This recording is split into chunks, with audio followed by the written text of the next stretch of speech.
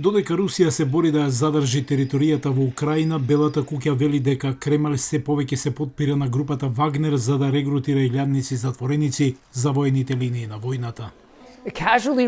Стапките на жртви за осудените се изворено високи.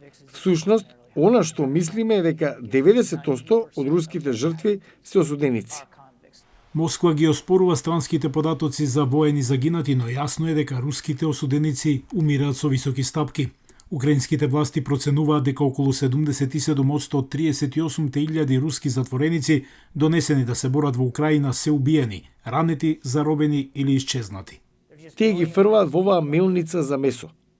Русија ги отфрла повеќето надворешни оценки за незините воени перформанси, инсистирајќи дека незините трупи ги консолидираат своите придобивки, но експертите велат дека станува тешко за Кремљ да ја покрие мрачната судбина на осудените подкомандантите на Вагнер. Тие ги нарекуваат овие затвореници дополнувачи.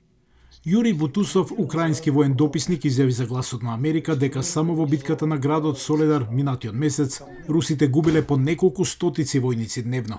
Речиси сите биле осуденици. Со цел да ги нападне украинските пунктови, непријателот користи казнени батальони. Тоа не е нов изум. Во советско време Сталин истото го правеше. Тие батальони од Втората светска војна се состоја од советски затвореници од ГУЛАГ и беа задолжени за најтешките задачи, како пробивање во интензивен оган без никаква поддршка од тешка опрема. Бутусов вели дека во некои случаи лошо опремените затвореници на Русија се користат за слични мисии, како што е привлекувањето на украински артилериски оган. Кога се пука врзнив, руските команданти ги откриваат артилериските позиции на непријателот. Олга Романова, извршен директор на групата за граѓански права Русија зад решетки, изјави за Гласот на Америка дека затворениците кои ќе се согласат да подпишат 6-месечни договори со Вагнер добиваат плата од околу $3,000 месечно, но не се само парите што ги мотивираат. Нивниот главен мотив е да бидат ослободени.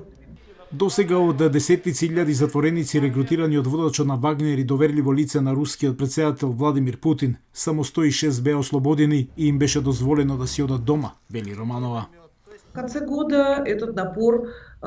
До крајот од минатата година, желбата да се оди на служење во Вагнер значително се намали меѓу осудените, пред се поради вонсудските екзекуции, неисполнети ветувања и се разбира големите жртви. Сепак, сето тоа веројатно нема да ги наруши плановите на Кремљ да користи затвореници во своите геополитички цели, вели Романова. Водачот на Вагнер ќе притисне уште 20 до 30.000 луѓе од затворите, а потоа властите ќе започнат формална мобилизација.